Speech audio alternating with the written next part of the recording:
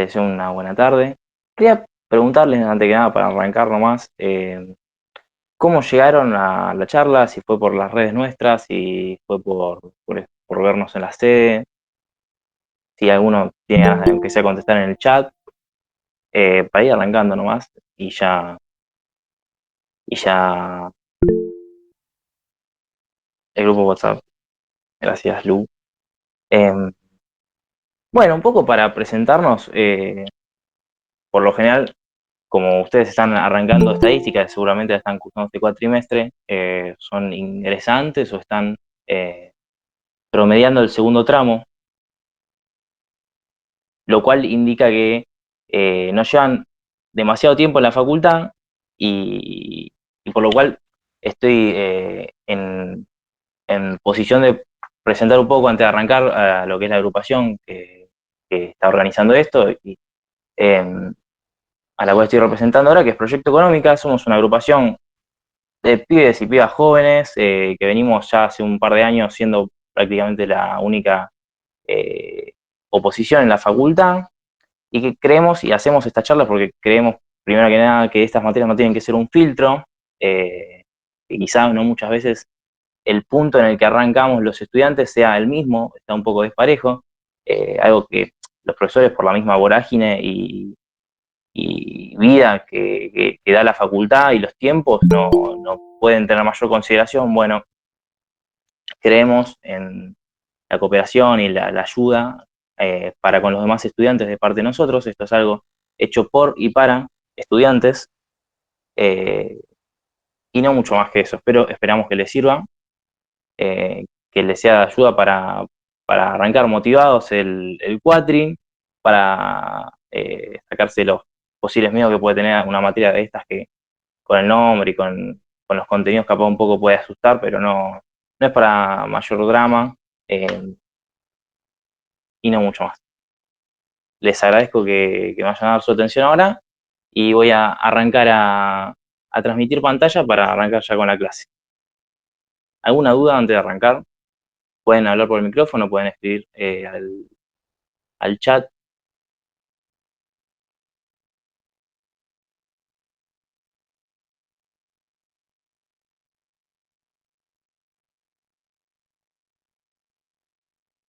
Les voy a pedir que me digan si se está viendo bien la presentación.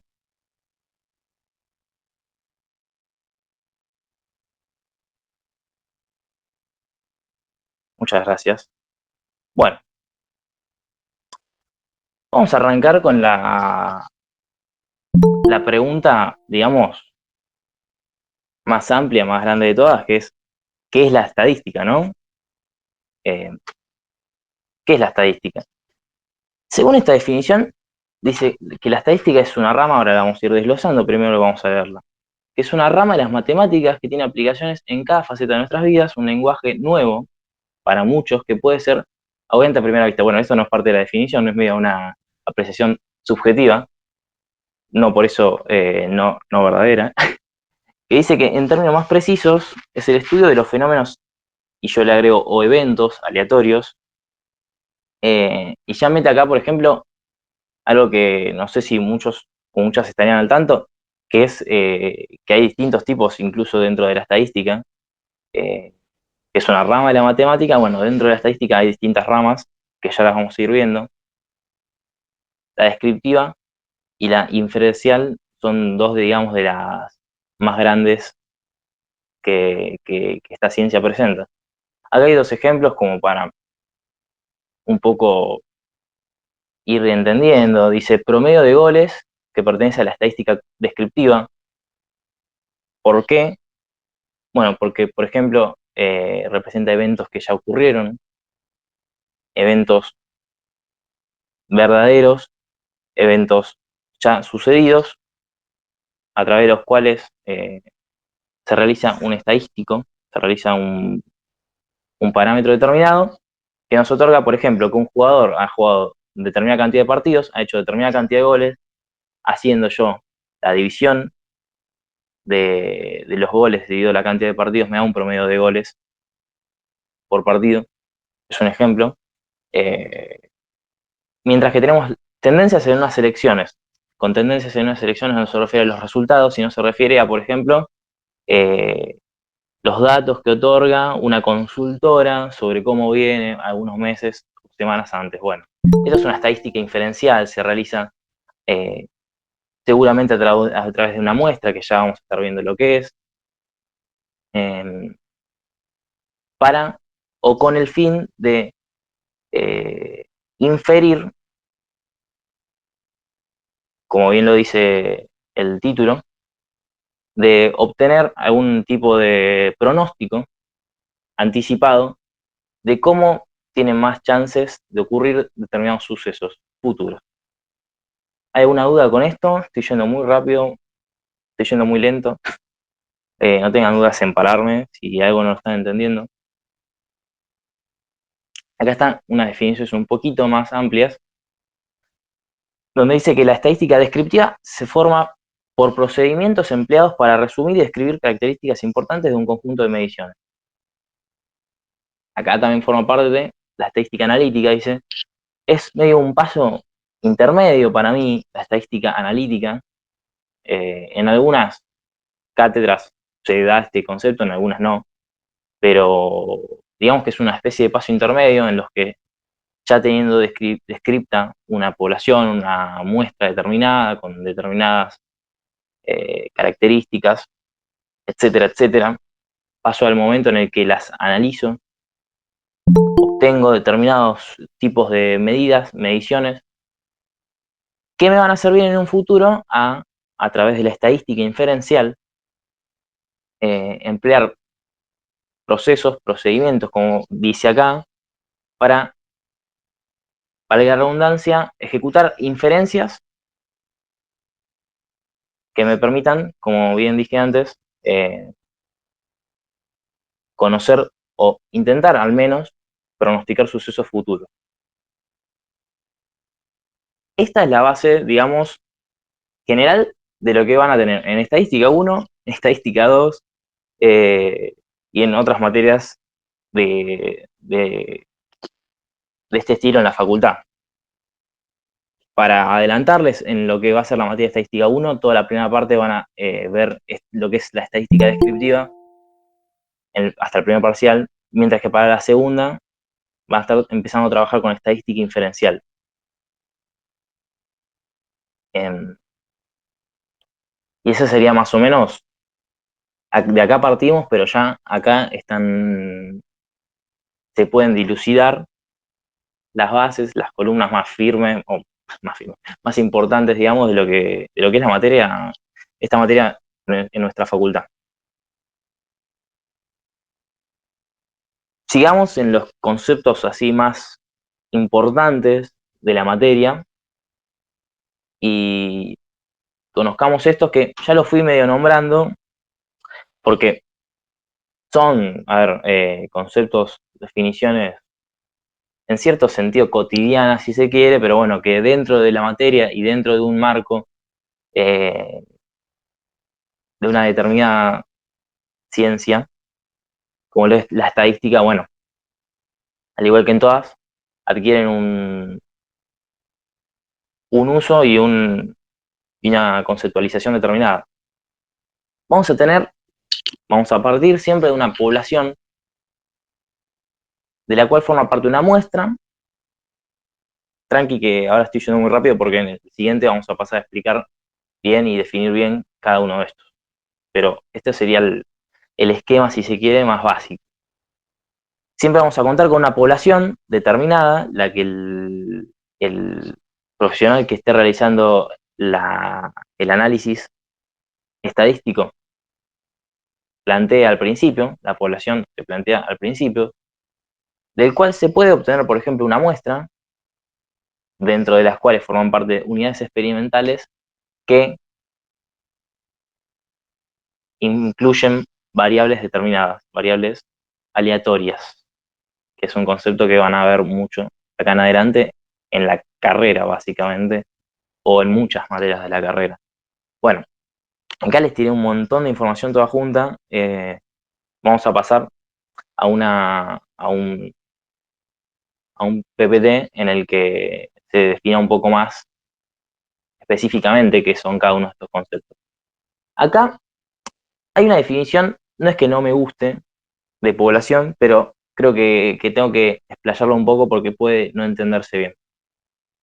Dice que una población es el conjunto de mediciones de interés para el investigador. Bueno, a ver, yo leo esto y puede prestar a bastantes confusiones, sobre todo uno ya sabiendo lo que es. Voy a tratar de explicarlo con un ejemplo. Eh, el INDEC, una institución de la estadística por autonomacia a la que referimos acá en Argentina, eh, suele realizar periódicamente las encuestas permanentes de hogares, que son las EPH, y, y acá cuando uno dice qué es el conjunto de mediciones de interés para el investigador que, por ejemplo, está realizando la EPH. Y yo, si no estoy muy sabido, no soy muy sabido en la materia, puedo entender que el conjunto de interés de mediciones, conjunto de mediciones de interés para el investigador es las personas a las que puedo obtener, de las cuales puedo obtener la información. Bueno, no, no es así. El conjunto de mediciones de interés es que es la población, como bien dice acá, es la población entera. En este caso, en este ejemplo que estoy dando, por ejemplo, de la EPH, es el país, mejor dicho, la población argentina en general. La gente a la cual este investigador va a llamar o de la cual va a obtener la información a través de un análisis que se hace antes de los centros urbanos más importantes, 20 y pico de centros urbanos, o 30 creo que son, eh, que ponderan cada uno según la cantidad de población que tiene, porque figura al fin y al cabo o representan un porcentaje mayoritario o minoritario de la Argentina. Bueno, esa gente a la que acude es la muestra. Y esto es algo muy básico de una restricción que tanto nos gusta en nuestras carreras, hablar de restricción presupuestaria. Eh, es una restricción presupuestaria terrible. Yo no puedo salir a encuestar a los 47 millones de argentinos y argentinas, porque estaría un montón de tiempo, porque gastaría un montonazo de guita, y para cuando haya terminado de encuestar a los 47 millones, capaz los 20 y pico de millones que encuesté primero, o ni siquiera, o, o más, mejor dicho, capaz toda una parte que entrevisté primero ya se convirtió en información obsoleta, información vieja. Les pregunté si tenían trabajo, me dijeron que sí o que no, y ahora pasó el tiempo, ya consiguieron trabajo, ya, bueno, me estoy yendo un poco por las ramas, pero esta es un poco la, el equilibrio en el que vamos a tener que estar constantemente en la estadística, al menos en esta parte de la materia, entre población y muestra. La población es el conjunto en general a, al cual se quiere representar, analizar. Después de eso, muchas veces, y muchas veces que estemos trabajando en la realidad, ¿no? Porque en muchos ejemplos nos dicen, bueno, la población se encuesta, por ejemplo, se tienen los datos de una población entera. Bueno, al trabajar en la realidad, casi nunca se va a tener una población entera de la cual se, se conoce la información, por lo cual la realidad marca la agenda y ya en lo que es la estadística como ciencia tiene que entrar el concepto de muestra y tiene que ser importante y tenemos que saber trabajar y articular con esto. Conocer las diferencias entre población y muestra es el principal punto de arranque. Después, si se acuerdan, teníamos una parte en la que separaba, digamos, a los individuos dentro de la muestra en el gráfico y decía unidad experimental. Está definido, perdón, ¿se entendió la diferencia entre población y muestra, no? Probablemente si muchos de ustedes tuvieron ya su primer clase, quizás ya la vieron, esta conceptualización, pero si no, no tengan dudas en preguntar. Buenísimo, gracias Sofía. Bueno, continuamos entonces. Una unidad experimental dice que es el individuo u objeto que se mide, en el que se mide una variable. Bueno, básicamente es la unidad mínima que forma parte de una muestra o población, eh, a partir de la cual vamos a obtener una variable, que como bien dice acá abajo, es la característica que cambia o varía con el tiempo. Quizá esto no es la parte más importante de la definición, sino que lo más importante para mí es que es una característica de la unidad mínima, de una población o muestra. Listo. Yo, una vez teniendo una población determinada o una muestra determinada, voy y verifico las unidades mínimas, eh, presentes en esta, y yo puedo obtener un montón de variables, de variables. Por ejemplo, voy y me fijo en un curso de estadística de la sede Paternal o Avellaneda, y yo puedo ir a las unidades mínimas que son cada uno de los y las estudiantes, y las variables que puedo obtener son infinitas, de qué ciudad son, qué edad tienen, cuántas materias tienen aprobadas, el promedio, etcétera, etcétera, etcétera, etcétera, etcétera, por si falta alguno más. Pero bueno, estos serían los conceptos muy base, y no por eso poco importantes, son conceptos, con los que vamos a ir trabajando a medida que se vayan especializando, vayan haciendo estadística 1, estadística 2, conceptos con los que nunca se deja de trabajar, básicamente. Por lo cual es muy importante que ya de arranque, eh, sean bien dilucidados y conocidos y distinguidos el uno del otro. Vamos a arrancar ya con esto, a dar una especie de ejemplo de cómo se pueden tener datos así, algo desordenados, y que más adelante, en esta clase, con el pasar de, de la revisión de determinados conceptos, vamos a ir tratando de analizar. Acá tenemos una tabla de Excel con 5 columnas en las que, bueno, el mismo ejemplo casualmente que di recién, ¿no? Que ocurrente. En la que tenemos 8 estudiantes y se le preguntaron estas determinadas variables, eh, características, guión características propias de cada uno. Tenemos, eh, obtuvimos la información del sexo, del promedio, de la carrera y del número de materias aprobadas. Acá dice que hay 500 estudiantes y que la muestra, bueno, es de 8, como bien se ve acá.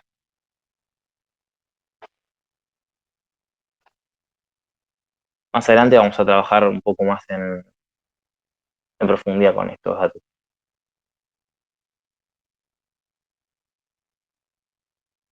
Como bien dice acá, la unidad experimental es un alumno, como les dije antes, y dice que hay 4 variables: sexo, promedio, carrera, cantidad de materias aprobadas.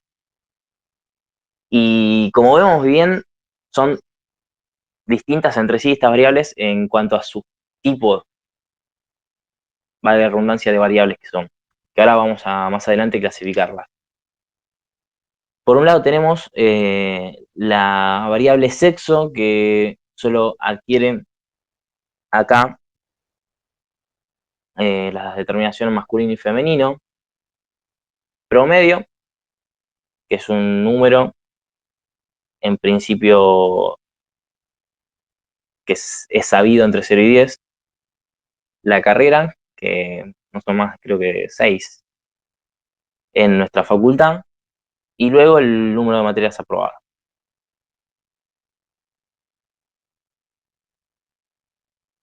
Esta es una clasificación que se suma a la que hicimos al principio. Antes iniciamos clasificando, por ejemplo, eh, ramas de la estadística. Bueno, acá vamos a empezar a clasificar, digamos, los distintos modos en los que se puede dar una variable. La manera en la que se arranca por lo general es la más básica, que es cualitativa y cuantitativa, palabras que ya conocemos seguramente. Las cualitativas miden una cualidad, como bien lo dice su nombre,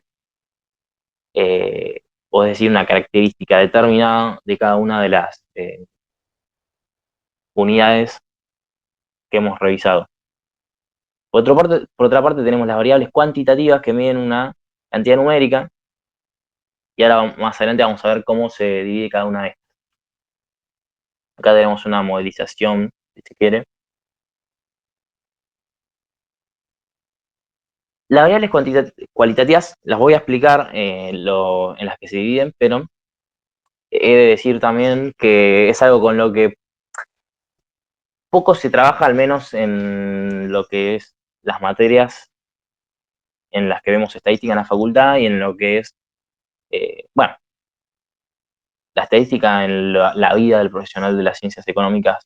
Se ve un poco menos la variable cualitativa, pero se puede dividir en nominal, que básicamente es que no tiene ningún orden, únicamente son características distintas unas de las otras y no mucho más. Mientras que por otro lado tenemos una variable ordinal que puede tener cierto orden. Por ejemplo, se me ocurre ahora un ejemplo eh, de variable nominal, no sé, eh, la marca de autos que tiene determinados consumidores en un determinado barrio de la capital. Bastante complicado igual el ejemplo que se me ocurrió, pero variable ordinal capaz es un poco más fácil, no sé. Visito un gimnasio de taekwondo o alguna de estas artes marciales en las que se otorgan cinturones, eh, y, por ejemplo, viene creo que blanco, amarillo, verde, bueno, así. Tiene un orden, no son características al azar, no son cualidades al azar. Pasemos a las que son capaz más revisitadas y las que es bastante más importante capaz que entendamos la diferencia, aunque bueno, tampoco va a ser tan difícil, que es la clasificación dentro de las mismas variables cuantitativas. Estas se dividen en variable discreta, variable continua, como bien dice acá. Y ahora vamos a pasar a explicar, creo que hay un- una página de la presentación que explica bien, acá está. Una variable discreta puede tomar, dice, solo un número finito o contable de valores. Si revisitamos el cuadro anterior, ¿cuál dirían que es la variable discreta entre las dos numéricas que había? Si quieren, vuelvo a poner. Dice que solo puede tomar un número finito contable de valores.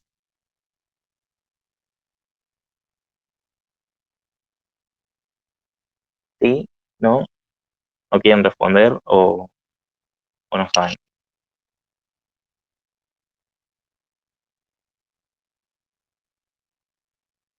Bueno, para mí sí saben, pero están un poco vergonzosos, capaz. La variable discreta acá sería el número de materias aprobadas. Yo no puedo tener, eh, no sé, 14 materias y media aprobadas. Eh, Aunque un poco sí la puedo tener regularizada, pero no viene al caso. Eh, no, es o 13 o 14 o 15, no puede ser, y un cuarto y un tercio. Listo, adquiere un valor numérico, pero entero. La variable continua es justamente, acá lo vamos a leer, la que puede tomar infinitos o muchos valores correspondientes a los puntos en un intervalo recta. El promedio de las variables que antes vimos que se podrían, por ejemplo, tomar de una muestra de estudiantes de la facultad, el promedio sí es una variable continua. Un estudiante puede tener 8,66, el otro 0,67, y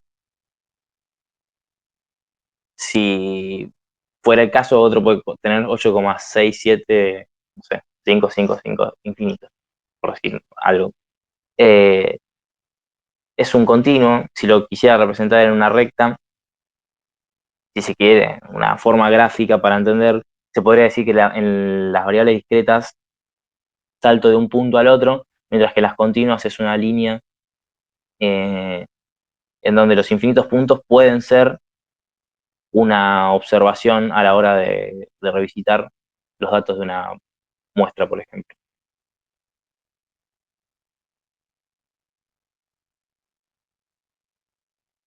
¿Se viene entendiendo bien? Esta es una clasificación importante, lo que es las variables discretas y continuas.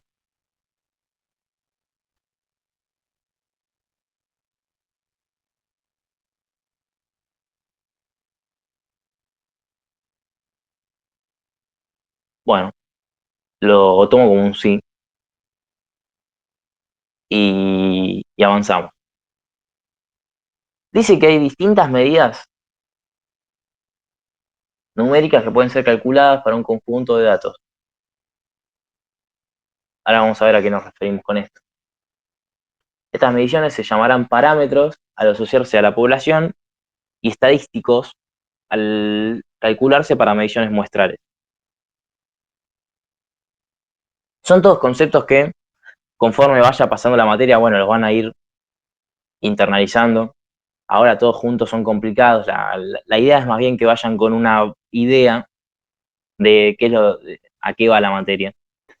Eh, Traten de entender, valga la redundancia, la idea más o menos general, anotarse los conceptos para cuando los vuelvan a ver, tener más o menos, pero creo que si, si cabe dar una especie de consejo, eh, prestarle más atención al concepto general y no tanto a los particulares.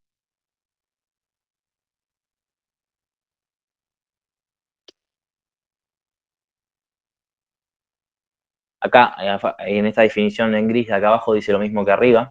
Por lo tal, por lo tanto, avanzamos, porque ahora viene algo un poquito más específico, que en cierto punto es mejor y en otro peor, porque son conceptos que se van a usar y a revisar no con tanta frecuencia como los base que estuvimos viendo hasta ahora, pero que en esta parte, digamos, de lo que es estadística uno sí se van a ir viendo mucho.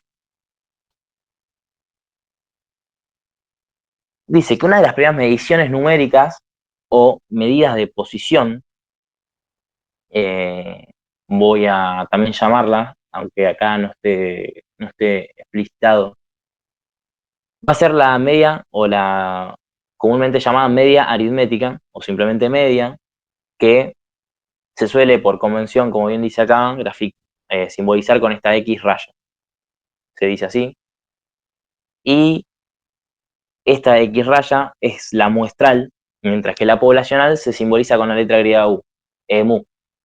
Esto, si quieren, anótenselo a un costadito. En la estadística, siempre que estamos refiriéndonos a determinados parámetros poblacionales del total de la población, vamos a representarlos con letras griegas. Más adelante vamos a ver la varianza que se representa con la letra eh, gamma. Acá la letra griega mu representa la media. ¿Ok? Después, cuando estemos representando lo muestral, cualquier parámetro de tipo muestral, es decir, obtenido a partir de una muestra, vamos a representarlo con letras de nuestro alfabeto común del día a día. Que no sé bien cómo se llama, el alfabeto castellano, supongo. Dice, definición, la medida aritmética o promedio es un conjunto de n mediciones igual a la suma de las mediciones dividida entre n. Bueno, un promedio lo tomamos prácticamente desde que estamos en primaria, que sabíamos que nos habíamos sacado un 7, un 8 y un 9, y el promedio era 8 porque lo dividíamos entre 3. Lo venimos haciendo hace bastante tiempo, pero bueno, no por eso no deja de ser una parte de la estadística, que más adelante igual va a tener sus complejizaciones, pero por ahora no es más que esto. Un ejemplo que dice que en un curso de estadística que hay 30 alumnos, se toma un examen y el profesor selecciona una muestra de 8 para obtener, digamos, un promedio de la nota, una estimación de la nota promedio. Acá están las notas sumadas, las divido entre la cantidad n, como bien decía antes, lo cual me va a estar dando el x raya, es decir, la media aritmética, que en este caso es 5,875, pueden hacer la cuenta. Yo la hice antes de arrancar acá la clase y da. Exactamente eso. Sencillo, al pie. No va a ser matemáticamente complejo muchas veces la estadística. Creo que, por lo menos en la estadística que vemos en la facultad, muchas veces la mayor complejidad va a estar en saber aplicar esta matemática que se nos da eh, a los casos en los que se nos pide y saber qué utilizar, y bueno, ya lo van a ir viendo eso, pero la complejidad quizá, si es que la tiene, un poco, bueno, como todo, la hay, va a estar en otro lado, no va a estar me parece, en lo matemático, en la parte de resolución de cálculos, etcétera. Pasemos, bueno, y acá, claro, explicita que si hubiéramos tomado los 30 en vez de solo una muestra de 8, hubiéramos obtenido la media poblacional representada con la letra mu, que, por ejemplo, podría haber sido este 733, que acá figura, por decir un número. Eh, Se entiende, supongo, ¿no? La diferencia entre tomar a los 30 alumnos que tomar solo 8 de estos. Bueno, acá en este caso justo es una población corta, se podría, pero como bien dije en el ejemplo de antes, después los investigadores al tomar estadística muchas veces trabajan con poblaciones que podrían pasarse una vida entera testeando y no es para nada eficiente, si cabe el uso de la palabra, hacer esto en vez de tomar una muestra. Pero bueno, me estaría quizás saltando con esto muchas etapas y hoy la idea es que se vayan con una base de la estadística, que creo que igual y espero que venga siendo bastante alcanzado el objetivo. Seguimos. Yo les dije que estábamos viendo, cuando arrancamos con la media aritmética, o la media, simplemente, medidas de posición. La siguiente y otra de las más renombradas es la mediana. Y tratemos de entender, a ver qué es. Dice que es el valor de la posición media en el conjunto de mediciones ordenada de mayor a menor. Valor de la posición media.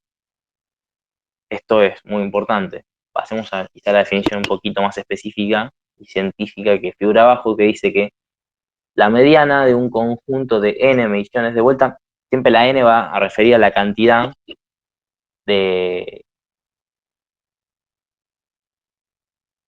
de unidades, si se quiere, que tiene nuestra población o nuestra muestra. Por lo general, de vuelta por convención, muchas veces la n mayúscula va a ser la poblacional y la n minúscula la muestral. Pero bueno, con el paso del tiempo muchas veces se termina usando una n genérica y listo. Quizá no se reviste mayor importancia, pero ahora en el inicio de la materia seguramente los hagan hacer eso y yo les recomendaría que inicien diferenciándolas. Bueno, retomando, dice que es el valor de x que cae en la posición media cuando las mediciones son ordenadas de menor a mayor.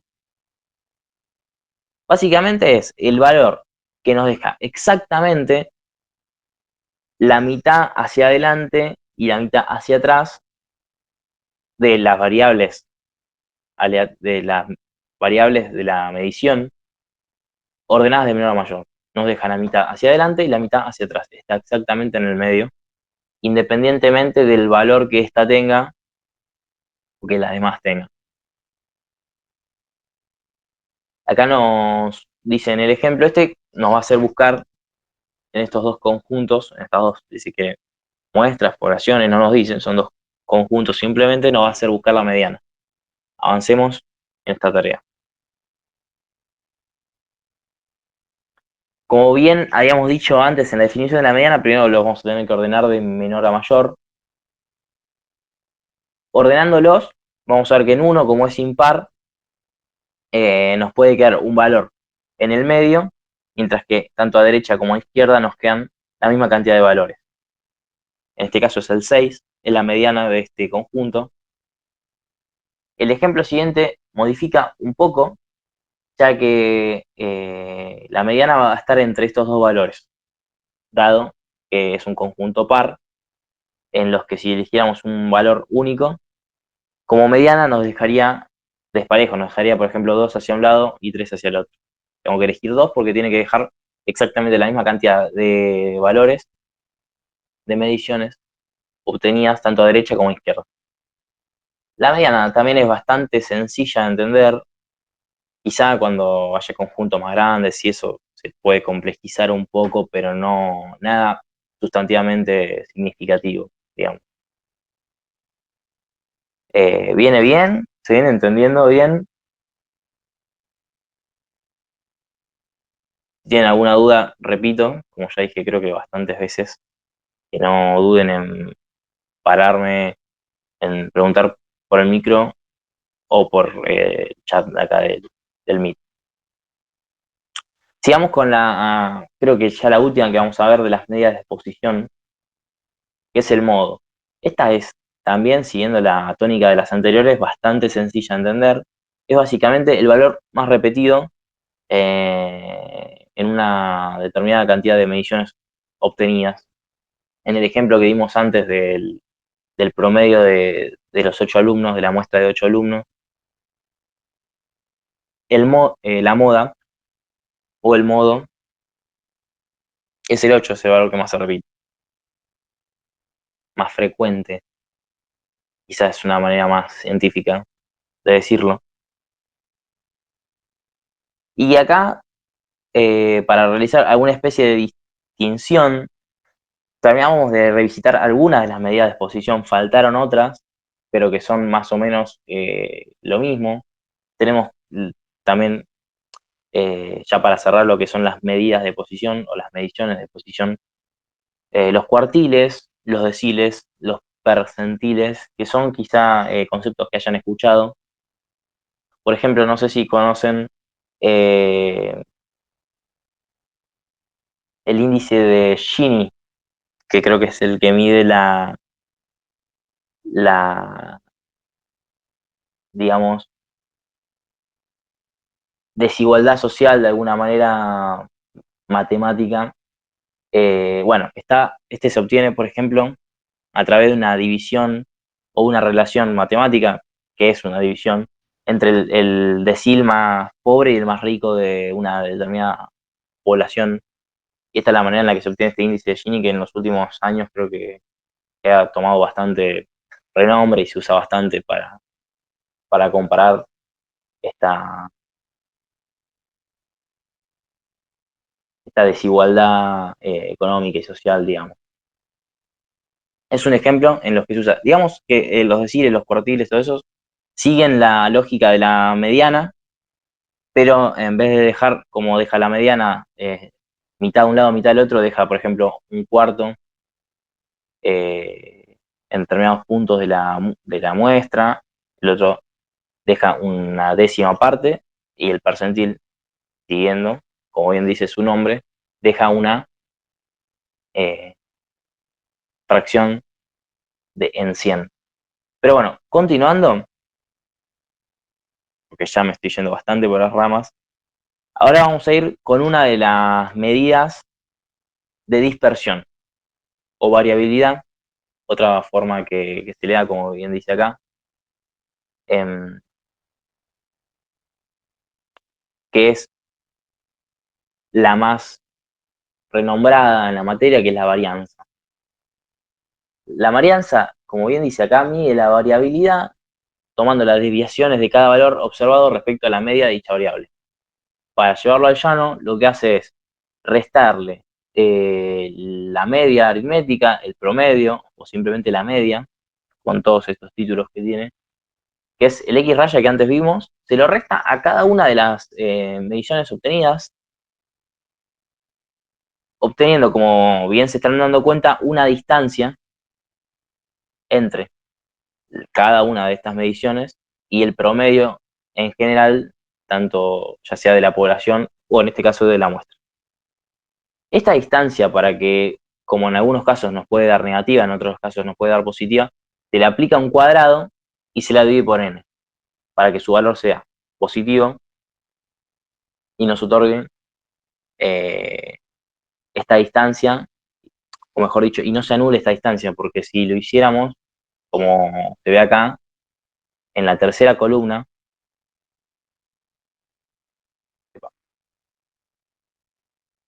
si lo hiciéramos como se ve acá en la tercera columna, nos termina dando cero, porque se anulan los errores, digamos.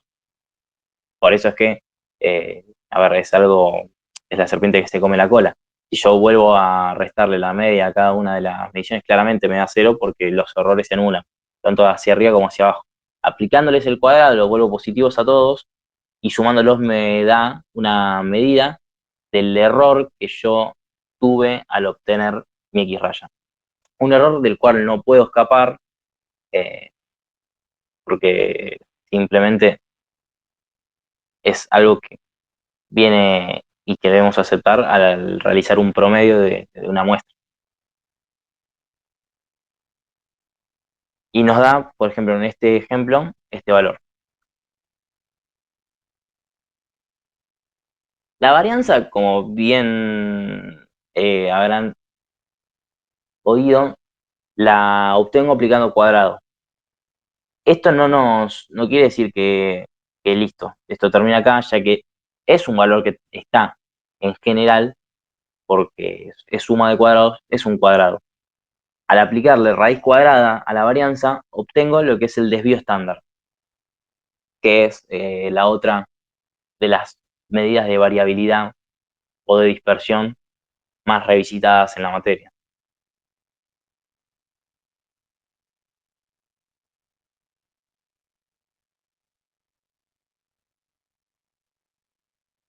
Acá tenemos una última, que es el coeficiente de variación,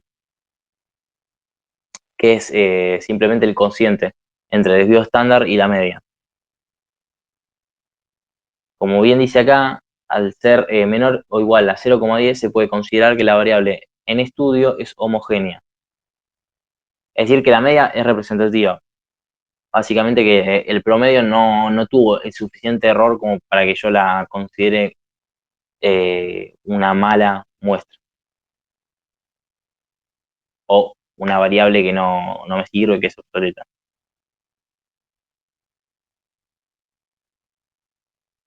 Hasta acá se viene entendiendo bien. Estuvimos visitando bastantes conceptos, cual no sería nada raro que, bueno, que se pueda perder un poco el hilo en algunos momentos, pero creo que dentro de todo, igual estos últimos de la media, la mediana, el modo, eh, y los de dispersión no revisten, creo que mucha dificultad dentro de las posibilidades.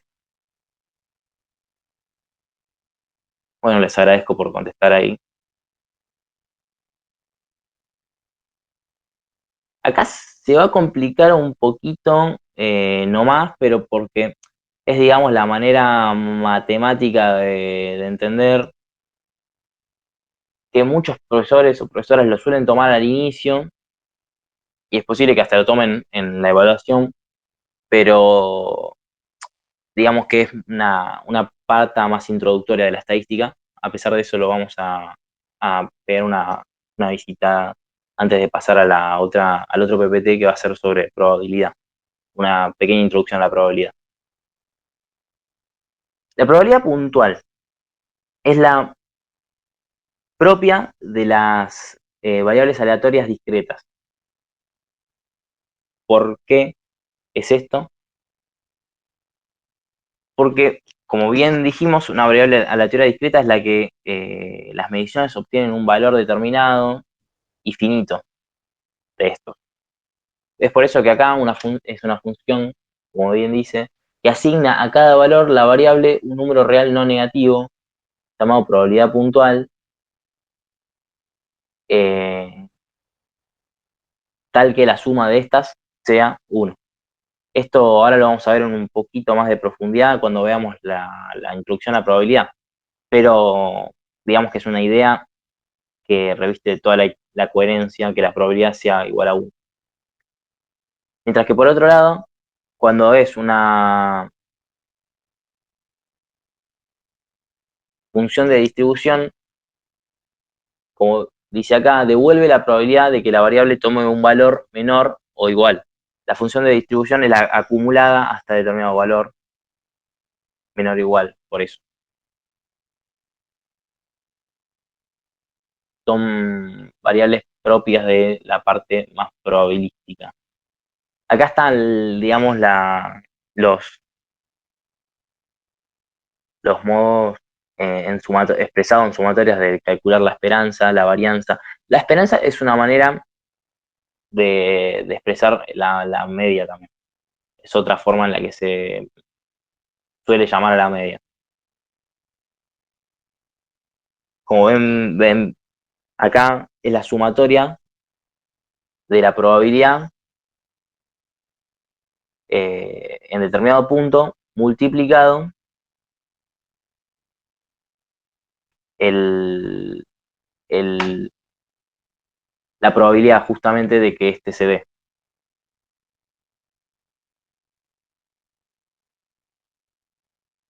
La varianza es la medición en cada punto menos la esperanza, como vimos antes, menos el x raya al cuadrado, multiplicado la probabilidad, porque la probabilidad es eh, la, la medición observada o medida dividido de n.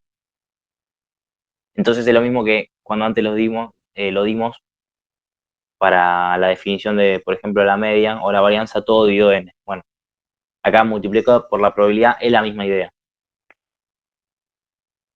Bueno, el desvío estándar y el coeficiente de variación, estas son las fórmulas. Hasta acá vamos a dejar, me parece, porque ya acá hay unos ejemplos que tampoco quiero complejizar mucho, no me parece que ahora sume demasiado un, una visita a los ejemplos, salvo que ustedes quieran capaz ver alguno, pero me parece que con la conceptualización de las bases de la estadística ya estamos bien como para pasar a la parte de la presentación de una introducción a la probabilidad, que ahí sí vamos a ver algún ejemplo. Pero bueno, si quieren vemos uno. Si alguien tiene ganas o me dice no, no, poner ejemplo. Si no, vamos a pasar a la siguiente diapositiva. Lo tomo como un sí, como dale, vamos a la siguiente, que va a ser una introducción a la probabilidad.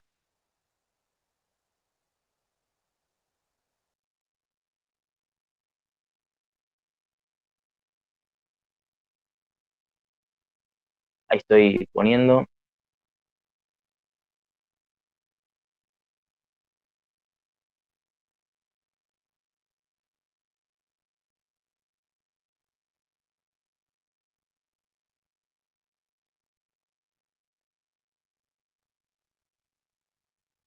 Les pido que me digan si se ve bien.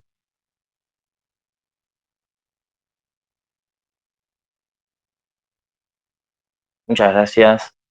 Bueno, lo que vengo diciendo ya hace 5 minutos. Introducción a la probabilidad, introducción a la probabilidad. Vamos con la introducción a la probabilidad de una vez por todas. Adentrémonos. Empecemos por lo más básico. Por definición, un fenómeno es aleatorio cuando no podemos afirmar con certeza cuál sea su comportamiento. Esta es la base eh, primordial de la probabilidad, digamos, que también estaba implícita o no tan implícita en lo que venimos viendo hasta ahora, cuando dijimos variable aleatoria. Recordarán que dijimos variable aleatoria. Bueno, es la misma idea. Sería un, una contradicción empezar a trabajar a partir de la media, de la varianza, con los conceptos también de probabilidad, si yo no supongo aleatorias las variables que obtengo de una determinada población o muestra. Pero bueno, ¿esto qué quiere decir bien?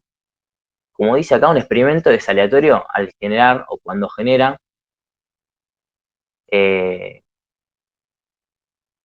se genera cuando buscamos, perdón, calcular las probabilidades a los posibles eventos del fenómeno aleatorio. Básicamente, las chances de que se produzca uno u otro no están cooptadas por ningún tipo de sesgo, o si lo hay, vamos a hacer lo posible por cooptarlo.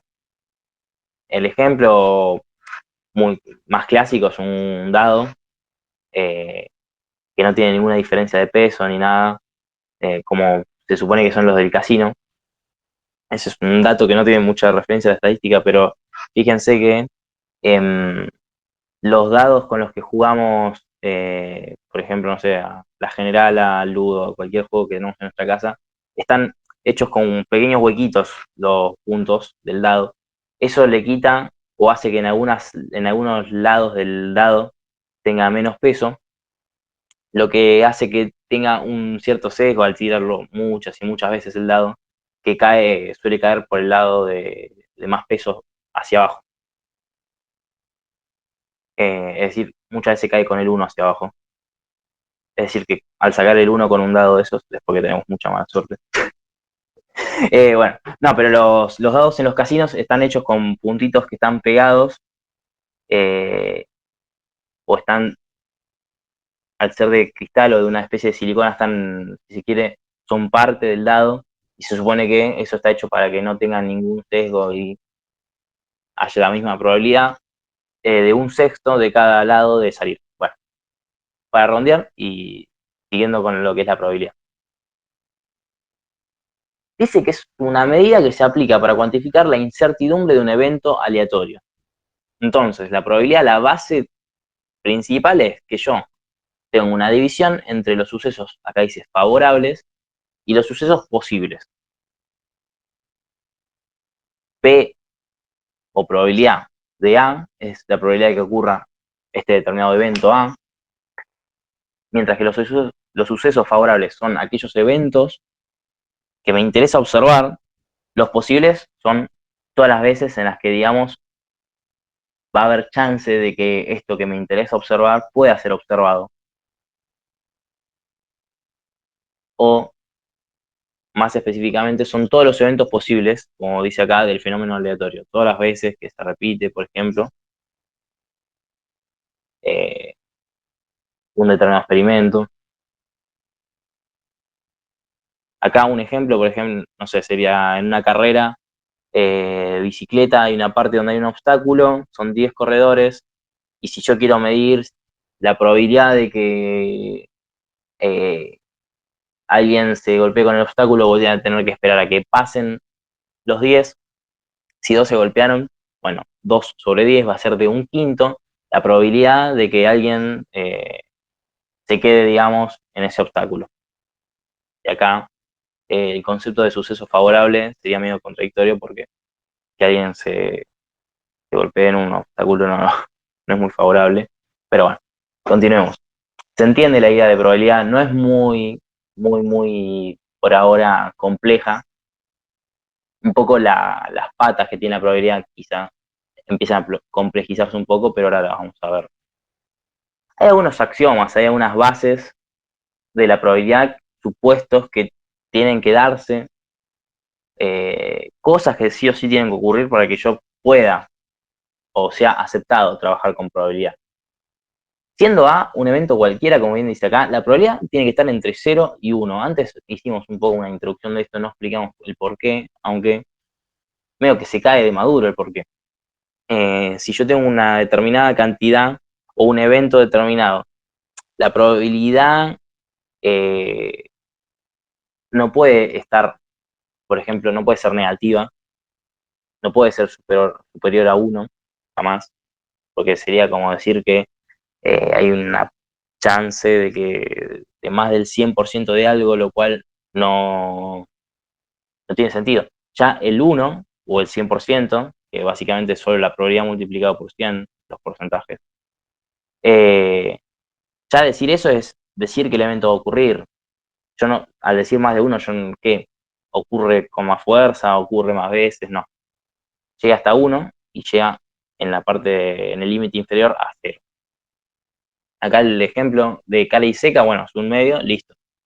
no puede ser la probabilidad de un medio de que sea cara y un cuarto de que sea seca, porque la moneda es solo cara o seca. Eh, en una de esas cae de canto, pero bueno, se repite el evento porque se repite el experimento porque no ocurrieron ninguno de los dos eventos. Y es que no lo tengo en cuenta, ¿no?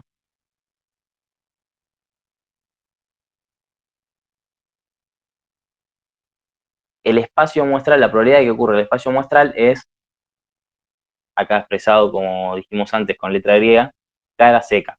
Probabilidad de cara más probabilidad de seca es 1. Bueno, nos gusta mucho clasificar. Eh, en la estadística parece que es muy del gusto de los estadísticos. Clasificar, antes clasificamos básicamente ramas de la estadística, ya también clasificamos los tipos de variables varias veces, una clasificación con bastante desglose fue esa. Bueno, ahora vamos a de alguna manera distinguir 4 distintos tipos de probabilidad, que son la marginal, la conjunta, probabilidad de la unión y condicional. Más que tipos de probabilidad, yo diría que son distintas maneras de llegar a obtener una probabilidad. Se puede expresar en otras maneras. Quizá para la primera vez adentrándonos, 4 tipos de probabilidad sea una manera correcta, pero no por eso es la única en la que puede dar, ¿sí? Pero a fin de cuentas no genera mayor diferencia decir que son distintos tipos, decir que son distintas maneras de llegar a una determinada probabilidad de algo. Bueno, a fin de cuentas es lo mismo, ahora lo vamos a ver, qué es esto, que son los distintos tipos de clasificaciones. Iniciamos por la marginal. Dice que es la probabilidad de que se presente un solo evento al marginar a los demás. Es el que vimos recién de un sexto o de un quinto, que yo di el ejemplo de los ciclistas que se la dan contra el obstáculo. Bueno, es listo. Probabilidad de que ocurra esto al, por ejemplo, repetir un experimento tantas veces, lo que me da un número dividido por otro más chico, claramente porque si no sería con seguridad mayor a 1, lo cual por la ley de cierre se llama, no puede ocurrir la probabilidad, como ya dijimos, tiene que estar entre 0 y 1. Bueno, esta es la probabilidad marginal lista de un suceso o de determinados sucesos de un mismo tipo. Luego tenemos la probabilidad conjunta, que acá empieza a ponerse un poco más divertida la cosa, ¿no? Porque si solo vamos a medir sucesos que marginan a los demás, bueno, no tiene mucho sentido. La probabilidad conjunta dice que es la probabilidad de que se presenten dos o más eventos al mismo tiempo. Acá, como ven, se representa con el símbolo matemático de intersección. Entonces tenemos dos tipos de, si se quiere, probabilidad conjunta o dos tipos de maneras en las que distintos eventos ocurran al mismo tiempo, dos o más. Tenemos probabilidad de A, intersección B, o conjunta de los eventos A y B, que si son independientes, únicamente obtengo esta probabilidad al multiplicarlo. Acá entra un concepto nuevo, ¿no? Independientes o dependientes. ¿Qué significa esto? Básicamente, dos eventos son independientes si no hay ninguna relación entre la ocurrencia de uno y el otro. Sería una manera, digamos, sencilla, pero también muy correcta de decirlo. Intersección, ahí leo la pregunta, a ver.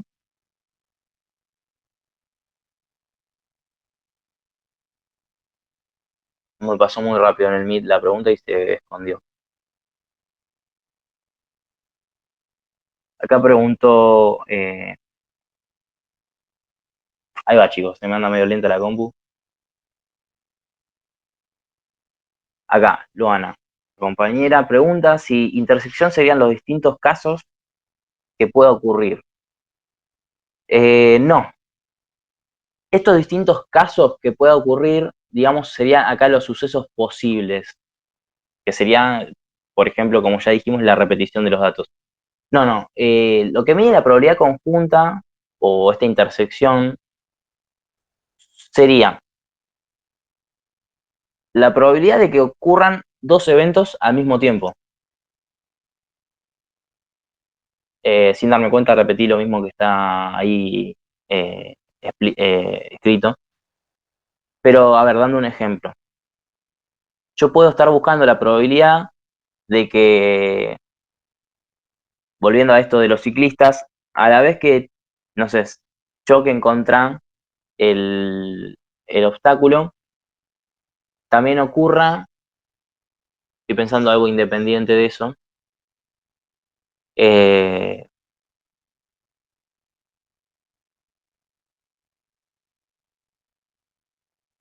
no sé, que se les caiga el casco, por decir algo. Si yo tomo como que son independientes ambos eventos, únicamente los voy a multiplicar.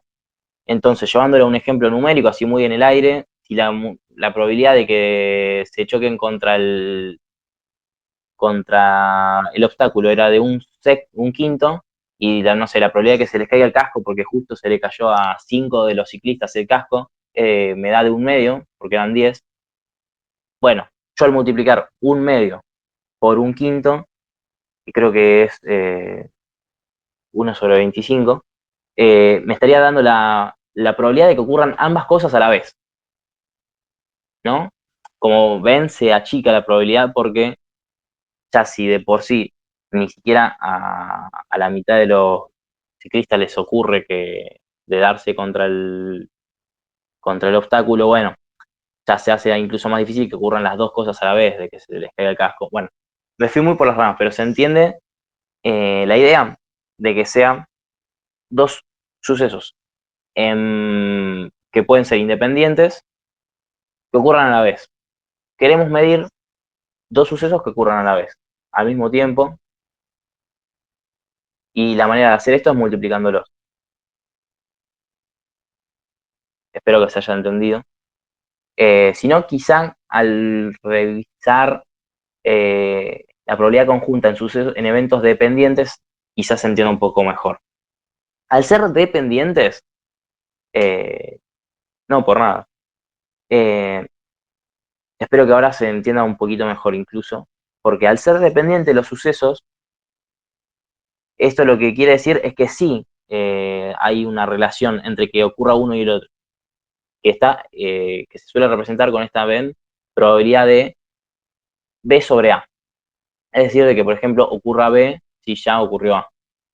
Bueno, eh, yo voy a estar multiplicando para la intersección o para esta probabilidad conjunta, la probabilidad de A, por esta probabilidad de que ocurra B si ocurrió A. Porque son dependientes y si B depende de que haya ocurrido A, eh, tengo que meterlo en esta multiplicación, en esta intersección de que ocurran ambos eventos al mismo tiempo. Si hicieron IPC, yo hice IPC por UA21, no sé bien cómo es metodología de las ciencias sociales, pero creo que es bastante parecida. Esto refiere bastante a algunas partes, me parece. Si bien ya me quedó medio lejano, pero me acuerdo que había unas partes de toda esta inferencia. Bueno, hemos nombrado, creo que varias veces en lo que va de esta clase, estadística inferencial. Eh, que esto aún no es estadística inferencial igual. Pero me acuerdo que estaba todo esto de si A, entonces B, eh, etcétera, etcétera. Bueno, es un poco, o tiene algo de referencia a eso. Pero bueno, continuando, espero que se haya entendido bien lo de la probabilidad en conjunto o conjunta. Tenemos probabilidad de la unión, que es bastante parecido, pero no es lo mismo, claramente, por eso están distinguidos. Acá nos dice que es la probabilidad de que se presente al menos uno de los dos eventos. Si se quiere, podemos entender a la probabilidad conjunta como una condición necesaria, sí o sí tienen que ocurrir los dos, es necesario para que yo la considere y para que yo, mejor dicho, es necesario que ocurran los dos y yo obtengo la probabilidad de que ocurran los dos. Ahora, la probabilidad de la unión es una condición, si se quiere, suficiente. Con que ocurra uno, ya se está cumpliendo, es decir, va a ser una probabilidad por lo general más alta. Y acá lo vamos a ver, que esto tiene sentido matemático. Si yo sumo números que están entre 0 y 1, me da un valor más grande que si yo los multiplico. Eh, Bien pueden probarlo en la calculadora, pero creo que está claro. El tema es que acá, adentro de la probabilidad de la unión, también hay dos distinciones. Está que A y B sean eventos compatibles o que sean incompatibles. Una manera que lamentablemente acá en este PPT no lo está, pero es con estos que ahora no me salen. Diagramas de Venn, creo que son, se suele representar mucho. ¿Vieron? Si no lo conocen, son esos círculos que se superponen uno con el otro. Entonces podemos entender que un círculo es la probabilidad del evento A, otro círculo es la probabilidad del evento B. Entonces, si yo estoy buscando la probabilidad de que se presente al menos uno de los dos eventos, van a estar coloreados ambos círculos, ¿no? Pero si son eventos compatibles, yo voy a tener que estar restándole eh, esta intersección, esta parte donde, digamos, está pintada doblemente porque forma parte de ambos círculos, ¿no? Están superpuestos. Perdón por estar haciendo esto tan en el aire. Me gustaría tener más algo como un Paint o algo así. Lamentablemente no está a disposición. Eh, a ver si tengo formas. Voy a tratar de hacerlo. No, una flecha. Nada que ver. Eh, bueno, no. Está andando medio mal la compu. Les pido disculpas. Pero creo que se entendió la idea. Eh, que sean compatibles hace que yo esté en alguna manera contabilizando por doble. Entonces, acá, como bien dice, le resto la intersección, le resto la probabilidad de que se presenten los dos al mismo tiempo, porque ya sé que son compatibles.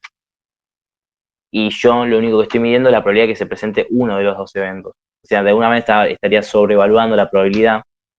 Pero bueno, ya llevamos un rato importante y creo que me pongo a hablar de más y capaz los complico y no quiero, y no es la idea que eso ocurra. Pero bueno, al ser incompatibles, y espero que acá, como pasó con los dependientes, quizás se termine de entender bien la probabilidad de la unión, al ser eventos incompatibles, disculpen, solo únicamente los sumo, porque digamos que estos círculos ya ni siquiera están superpuestos.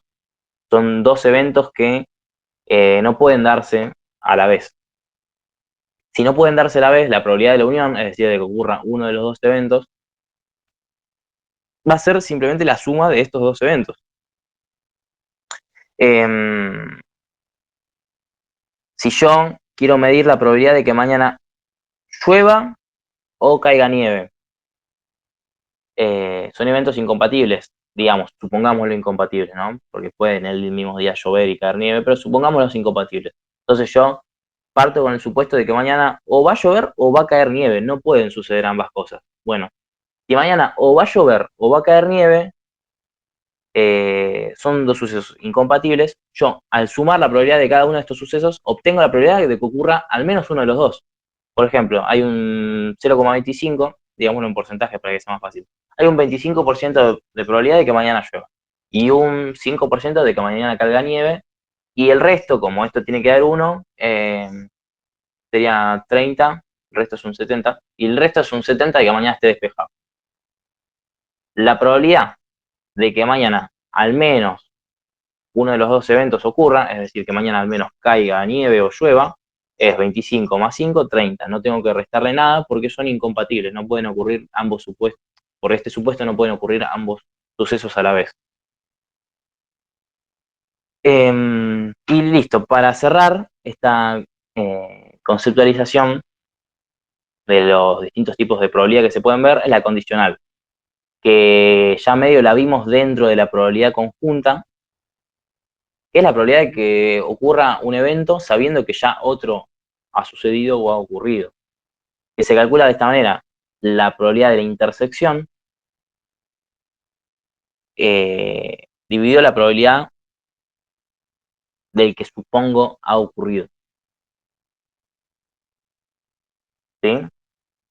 ¿Tiene sentido? Con la definición que vimos antes de probabilidad, vuelvo un poco, que es sucesos favorables, como bien dijimos, si yo estoy midiendo la probabilidad condicional, es decir, estoy viendo la probabilidad de que ocurra uno y si ha ocurrido el otro, es de alguna manera decir que estoy viendo la probabilidad de que ocurran ambos,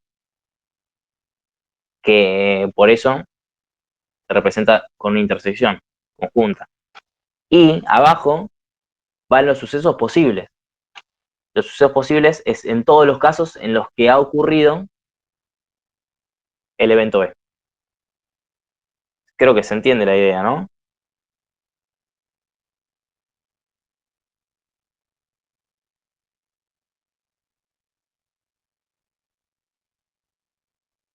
Eh, bueno, tomo el silencio arbitrariamente como un sí.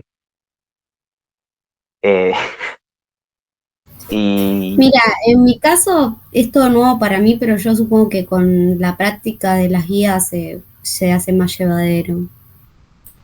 sí, ahí me preguntaron por un ejemplo y sí, vamos a ver un ejemplo de probabilidad y sí, se va a hacer con la práctica mucho más llevadero. Eh, Se puede tornar confuso al inicio, son cosas con las que nunca trabajamos, pero, pero seguro que con la práctica se hace llevadero. Ustedes piensen que recién están arrancando. Estos temas quizá los estén viendo, no sé, en 10 días, 2 semanas, con viento a favor. Por Darlo ahora, ejemplo, perdón, en la parte de incompatibles, ¿se podría llamar excluyente o no tiene nada que ver? eh, excluyentes puede ser, quizá a mí la palabra excluyente me refiera un poco más a, puede ser, la verdad, sería una manera de verlo. Eh, Quizá ya analizando sintácticamente es medio distinta la definición, pero a fin de cuentas representa lo mismo que es que ocurra uno o el otro, no, no pueden ocurrir ambos a la vez. Te lo dieron con excluyentes a vos en la cursada.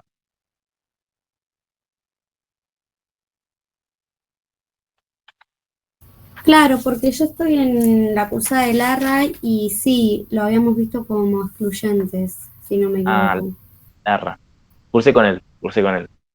Eh, sí, excluyentes, también es otra manera de verlo, sí, sí. Bueno, acá hay un ejemplo y ya con esto vamos a cerrar y espero que el ejemplo sirva para un poco em,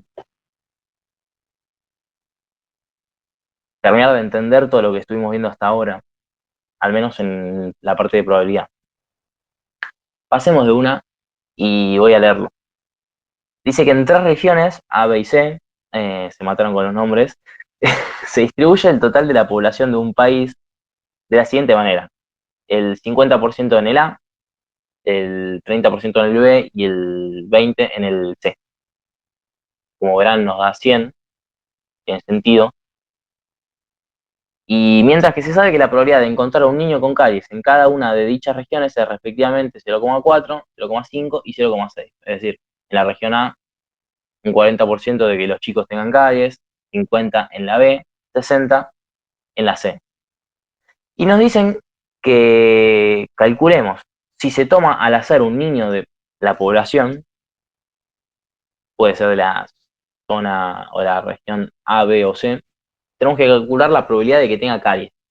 Bueno, este tipo de ejercicios se resuelven paso a paso, sin volvernos locos.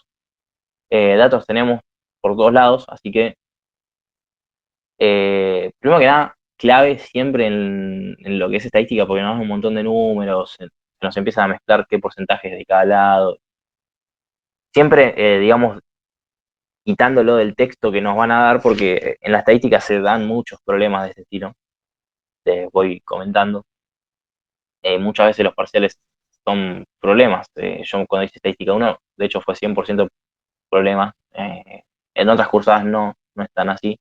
Pero bueno, desglosar los datos y ponerlos en un lugar que estén, digamos, un poco más prolijos que en el texto que tenemos que volver a leer todo para entender el sentido.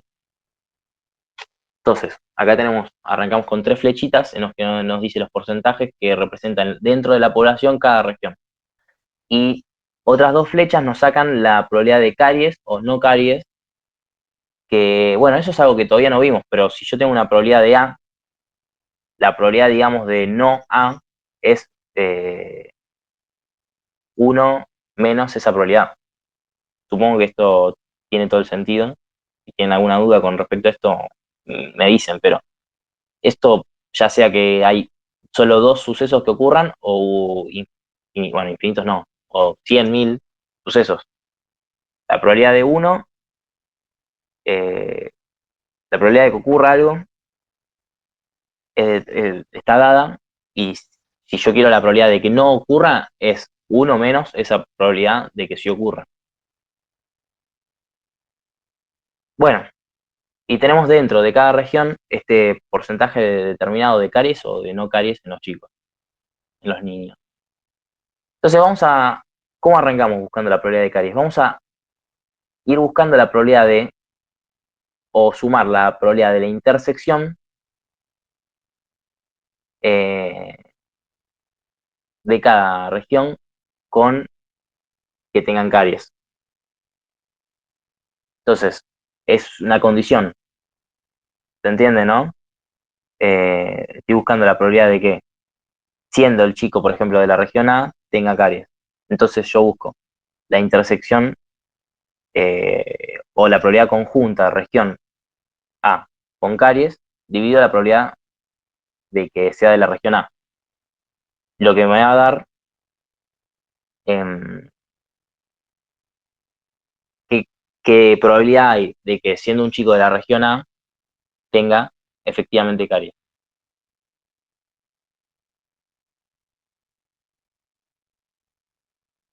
Repite esto, acá como vemos da, multiplican 0,5 por 0,4, da 0,2, y así sucesivamente. Lo suman porque son eventos, digamos,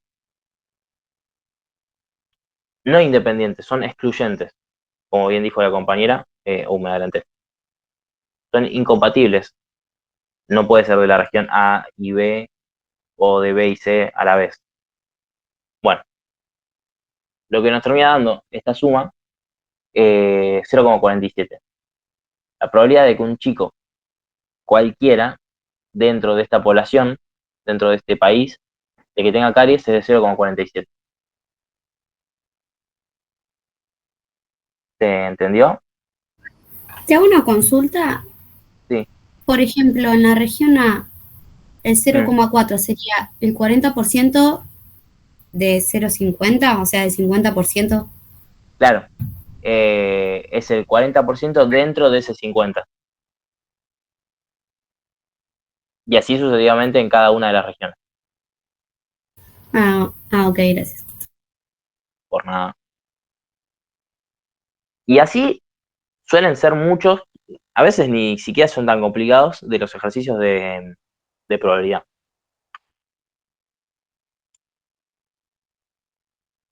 Acá nos dan otra consigna que es, sabiendo que una persona tiene caries, hallemos la probabilidad de que pertenezca a la región A. Este, digamos, es medio a la inversa, ¿no? Em, entonces, ¿cómo lo voy a calcular yo? Es una condición. Lo voy a calcular como nos enseñaron recién a calcular condiciones, que es arriba una probabilidad de conjunto y abajo la probabilidad eh, del suceso dentro de los que puede ocurrir, o el suceso disparador, si se quiere. Sería una manera medio burda, pero quizá bastante gráfica de entender. Entonces yo tengo la probabilidad de la región A y que un chico tenga caries, dividido la probabilidad de que tengan caries en general, que es la que tuvimos recién en el ejercicio de recién. Este 0,2 es simplemente la multiplicación de 0,5 y 0,4 por 0,4, que dividido 0,47, que es como les dije, el resultado que tuvimos recién, nos da este 0,42. Entonces, siendo un chico de la región A, yo sé que hay un 0,42 o un 42% de que tenga caries.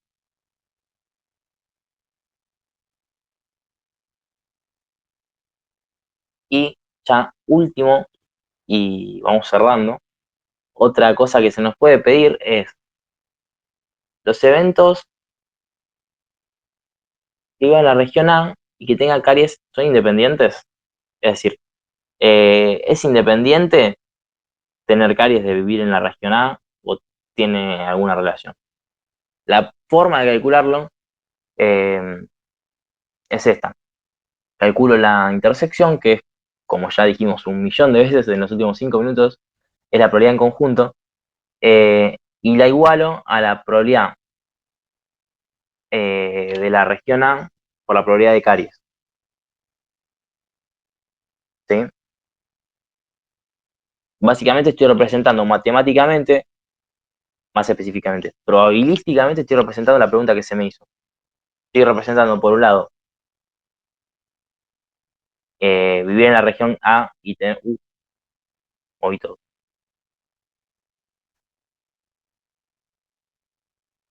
Vivir en la región A y tener caries, que es este número, y lo estoy igualando a tener caries en general por la probabilidad de la región A. Me da distinto. Entonces se puede concluir que los eventos son totalmente dependientes. ¿Sí?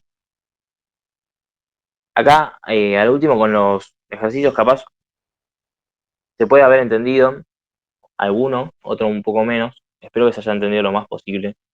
Pero creo que lo más importante a quedarse es con las ideas de más o menos eh, cuáles son los temas de la estadística, los conceptos base que vimos al principio y una introducción que fue bastante más profunda de lo que vimos respecto a los otros temas de la probabilidad.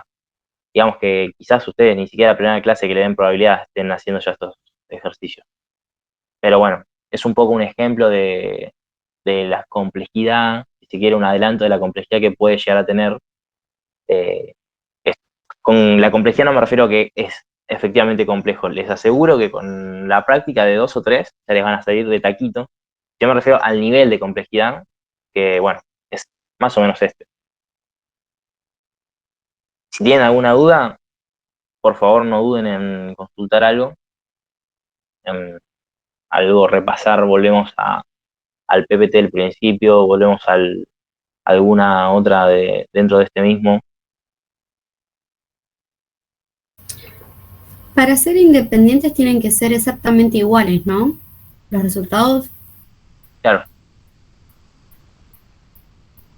sí, sí. Igual este en específico no es un ejercicio que se ve mucho, pero está bueno también mostrar algunas otras cosas que se pueden en algún caso llegar a pedir. Yo, por ejemplo, cuando cursé jamás creo haber visto un ejercicio de este tipo. Pero bueno, eso lo van a ir viendo, tanteando, digamos, a sus profesor o profesor. Pero sí, es tal cual lo que vos dijiste recién.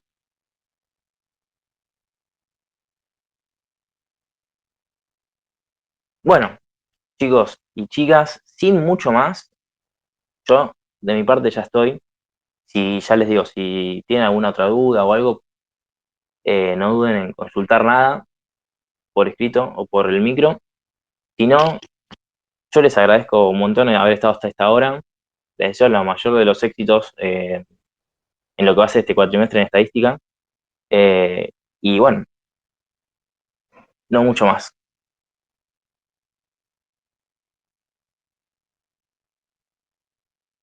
Termino con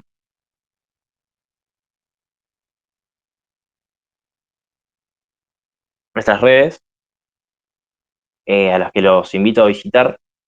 En YouTube tenemos un montón de clases de apoyo, por ejemplo, para los primeros o segundos parciales, que igual seguramente este cuatrimestre ya vayamos haciendo, como lo hemos hecho siempre. Pero bueno, les agradezco y ya damos por finalizada la clase.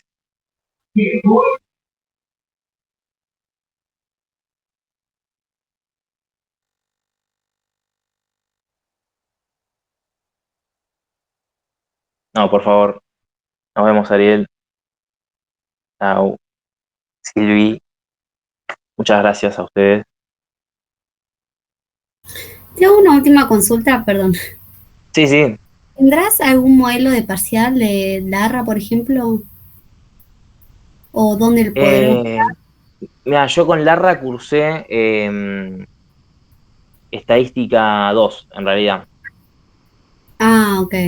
No, yo, pero te invito, por ejemplo, a nuestra página Biblioeconómicas, que ahí hay un montón de parciales, de material de lectura, de, o si no, también tenés la clásica, pero quizás es un poco más grande la base de datos para buscar, no sé, las típicas del altillo y todas esas.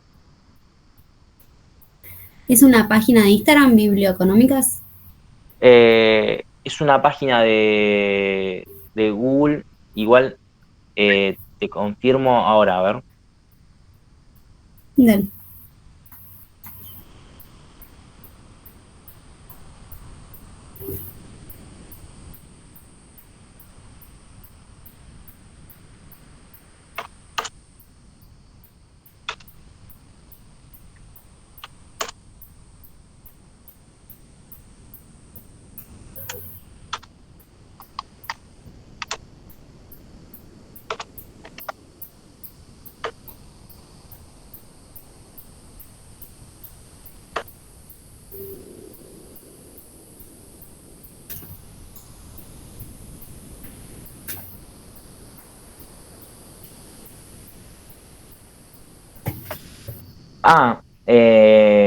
Claro, ahí me dijeron. En nuestro Instagram, no sé si llegaste a esta clase por ahí, pero si, bueno, si llegaste por ahí lo vas a conocer. Y si no, es Proyecto Económicas y listo. Ahí hay un link que te lleva a Biblioeconómicas. Que, te lleva a todas nuestras herramientas. Tenemos calculadora de ranking, tenemos